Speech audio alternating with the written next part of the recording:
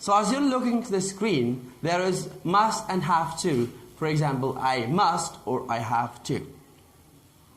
Two sentences.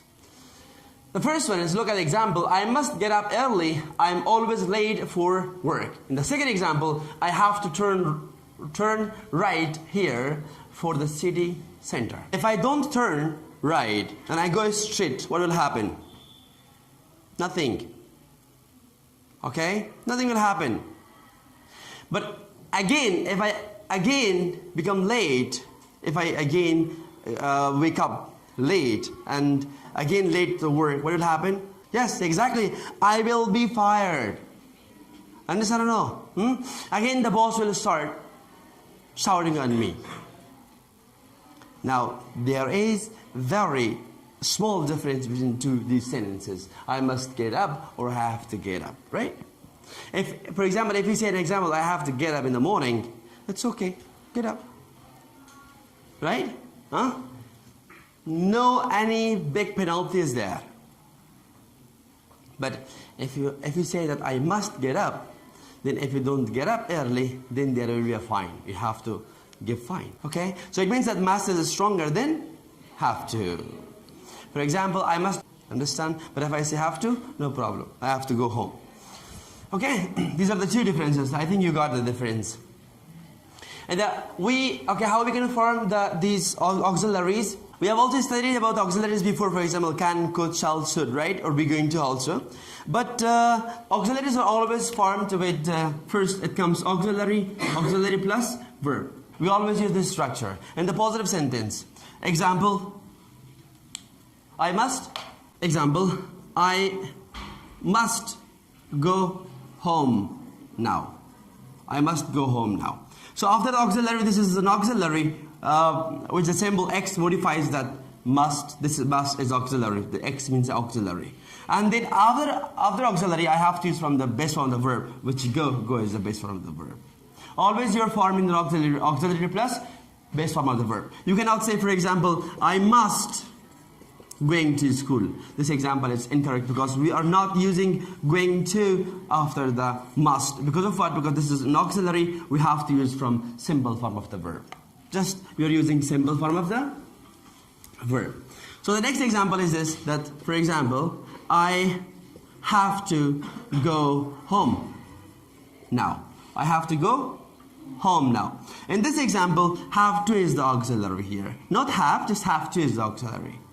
Understand? But the only difference is that this is called modal auxiliary verb, this is auxiliary verb. This is a kind of expression because there's two words. There's also two here. Understand? But but if there is for example, such kind of auxiliary which has two part, to and have to, then if you want to change such kind of example into the question, so you have to use from do and does. But this one, because it is modal auxiliary verb, it comes directly at itself. And about this one, if you think about this, I have to go home. Do I have to go home? Next example is that she has to speak with me.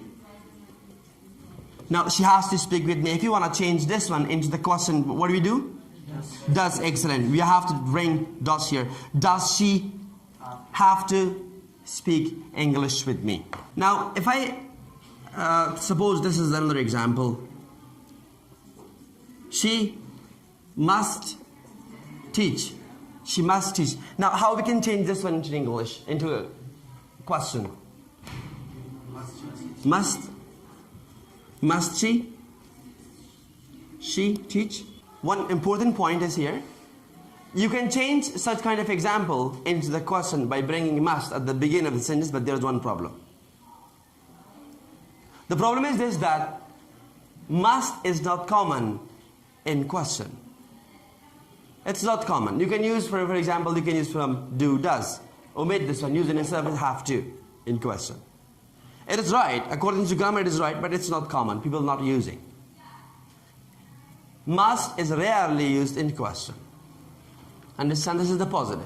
And the positive, what we have to do is, for I, we, they, we are using have to, and for he, she, it, we are using has to.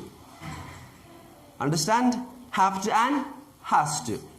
And then again we are using from the base form, which is go. Which is what? Go. And the fourth usage, we use must and have to say that something is necessary. Necessary means what? Important. Very important. Necessary. Or a very good idea, now or in the future. You must visit India one day. It is fantastic. Or next, George has to go to New York on business. We use short forms of the have to plus got to plus verb instead of must or have to in informal English. For example, I've got to go to the supermarket. Yes, supermarket.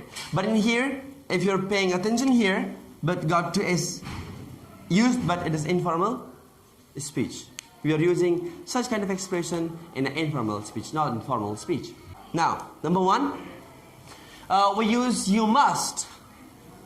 Or visitors, etc. You must in writing rules, in written rules in public places, on forms or signs. All visitors must go to the reception. Must go. It means must also expresses rules. Passengers must wear their seat belts during the takeoff. Or you must bring a passport photo of yourself. So in the second part, we are using must for things that we decide are necessary. Here we are talking about our studies. I must finish my essay tonight. Okay? I don't understand this book. I must talk to my teacher tomorrow. Okay? And the fourth one, we use have to talk about things that are already arranged. We are using have to what? We are using have to for something which is already arranged, right? But we use must for things which we have already decided to do in the future. And here, we use have to talk about things that are already arranged, such as, for example, the way we do our job, regulation in general, and in appointments also. We have to wait here for a taxi, or I have to start work at 8 a.m. And the fourth rule, we often use have got to in a conversation or informal speech. What is that expression, have got to? To teacher, to the teacher. Which one? To teacher? Okay. He has got to speak to teacher. Or to the teacher, no problem. Okay? So has got to is the same meaning as has to or have to. The only problem is this is called formal, which is used in the written language, but this one is used in conversation or excellent informal speech. Now, there is someone who is absent today, so you're just transferring his or her speech to me and the message, telling me the message that Layla had got to go to, for example, somewhere, or Layla has got to go for work, right? So you're using what? You're using has got to or have got to plus verb. This is also an expression which means the same thing as have to and has to. Number 5. Look at these examples. You must not smoke in the office. The second example, you don't have to cook tonight because Steve is going to bring some fish and chip. First example is what? You must not smoke in the office. Now, if you smoke in the office, what will happen? What will happen if I smoke in the club? What will happen? I break the rule. So what will happen if I break the rule? Exactly. Yes. And especially Neiman will fire me. Okay. So, and the second example that you don't have to cook tonight because Steve is going to bring some fish and chips. Now, if you're not listening to that example, they're just cooking for tonight. What will happen? Nothing. And you can eat that tomorrow, in the morning. In the morning? Yes, you can eat it then, later, no problem. Understand or no? But this one, it shows some regularity. It shows the rule or regulation. Going to bring some fish, okay? And do we have to leave the party now? Do we have to leave the party now? This is two different. So in here we can directly make questions with must at the beginning. Here we have to use another auxiliary which do does. We form the negative sentences with must like this. For example, she, ate, I, we, they, etc. Plus must not or mustn't. Mustn't is right? Yes. Must not or mustn't late. Okay, be late. You're using this one. What do you have to use in the negative form? You're using, first you're using must plus, okay, must not plus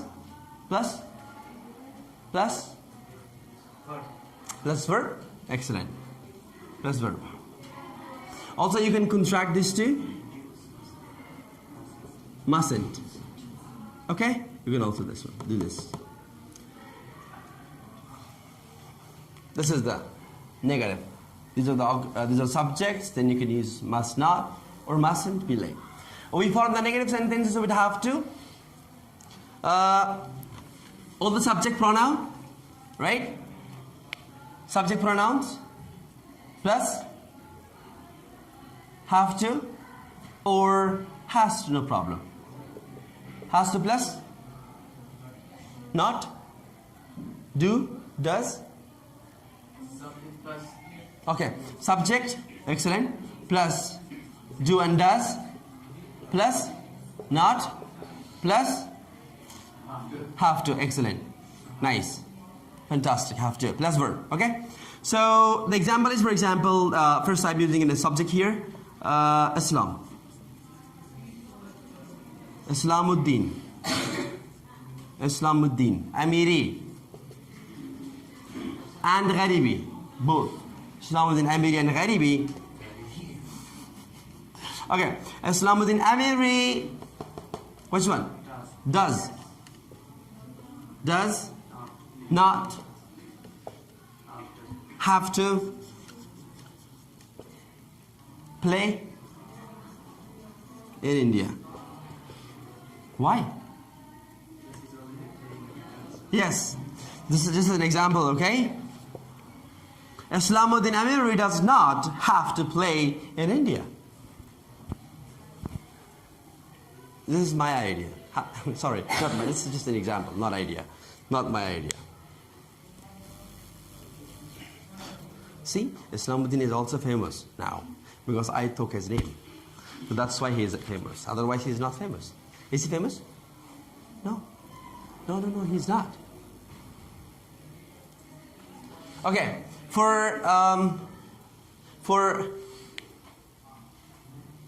Islamuddin we use does not, but for Qudus and Qamar, Qudus and Qamar, what we use? Qamar, do. Not have to. Go to. Toilet. Okay, toilet. We are using what? We are using from don't. For the plural subject, for the singular subject, we are using, especially if he, she, ate, we are using does not plus have to. We also use have to ask questions. For example, we are using directly from do, does, do question. Okay? We are using what? Do, does for question. I have to speak English. What is the question? Do I have to speak English?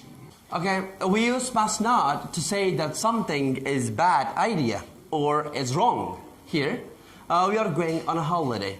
Now, I know we are late. I know we are late, but you must not drive so fast. If you drive so fast, then you make an accident. It is dangerous. Okay? And on the way to the airport, I must not forget my passport. And okay, the sixth one, we use don't or doesn't to have to say that something is not necessary. We might be at the party. We don't have to get a taxi home. Tom's going to take us by car. Or George doesn't have to sleep on the sofa because the little bedroom upstairs is free. The seven, we use do, does with have to ask question. Okay, to ask if something is necessary. Here we are at the hotel. What is the question here?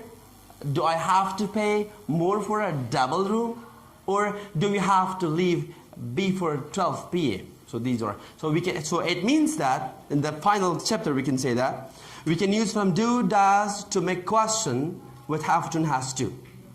If you're using have to and has in your sentence, if you want to change them into the question, so you can use from do, does, right? So all the do, does is used to make negative question, especially when you're using has to and have to in your example. I must teach English. I have to teach English. Do I have to teach English? She has to speak English. Does she speak English? The question. And the negative, I don't have to teach English, or she doesn't have to teach English. Now, imperative sentence, it means that we have two kind of imperative sentence. One is what? Negative imperative, right? And the second one is what? Positive imperative. Negative and positive imperative. Understand? We have two kind of imperative, positive and negative. These two kind of imperatives expresses two things, or maybe three, but I think two. So what is the first one? The first one is it expresses request, and the second point, it expresses what? Command? C-O-M-M-A-N-D. Command. Now, if you want to make a request with imperatives, it doesn't matter it is negative or positive, just you have to use a word, adverb, which is called please, which is please, okay? Which is please. You have to use please. Okay, let me give you some example for request. So, I'm feeling hot today. Hot. I'm feeling what? I'm feeling hot. The example should be like this. Please close the window because I'm feeling hot. Or I should open the window. Okay, please open the window. Excellent. Please open the window. Please open the window. Very good. So if I change this one is a positive, right? This is what? Positive. But if I want to change this one into the negative, so please what? Don't open the window, or simple I can say that don't close the window because I'm feeling hot, right? So it is very simple to say that I have made two requests here. Now let's go for command. If I go for command, I directly use from the verb. We are not using from please in our sentence. One thing also I have to tell you that please can come at the beginning, also it come at the end of the sentence, no problem, okay? No problem. And let's go for a command. Stand up. Please stand up. No. Stand up. Or also sit down. Come in. Go away. Excellent. Go away. Did you realize that the all commands will start with what? With the verb. Now one thing more, imperative sentence, in imperative sentence you're not using the subject pronoun in your sentence. For example, you stand up or she stand up. No, he stand up. So this is what you're not using these kind of subject in your imperative, because the person who are commanding or requesting, that is known. Could you please, I think this was the example, okay? Stand up. See, I'm pointing, stand up. For example, sit down. See, again I'm pointing. He knows that I'm telling him. So it is. There is no need to say that. Or I cannot say that she sit down. She sit down. Or he stand up. Okay, these are what? These are just definition of imperative. The imperative is finished. You understand the imperative? Huh? Imperative sentence expresses two things. First, request. Second, command. How many kinds of imperative are there? Two kinds. One and negative. Very good. Those two kind of imperative expresses command and request. If you're making request, you have to use from please. And sometimes it is also imperative also used for instruction. For example, turn right, turn left. Okay, did you cook? Huh?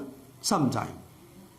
Maybe, for example, you're the new cook. You don't know and how to cook rice, and your mom is going to tell you. The first you have to pour what? Excellent. The second you have to do what? Third you have to do what? Fourth you have to do what? Okay, these are the steps that you have to do, and by the using imperatives you can perform these steps. Have got and have, make, do and get. Now, have got and have. Some examples of phrases with have got and have, for example, I have got a good friend in Australia. It means what? It means I have. Have got here means just I have. But if you use, for example, I have got to, it means I am forced to do something. Forced. Majbur astan I am forced to do. If there is to, we studied about that before, just about 15 minutes ago. Okay, have got and have has the same meaning. I have a friend, I have got a friend. She has a friend, she has got a friend. They have a class, they have got a class. These two have the same meaning, right? And have got to and have to has the same meaning.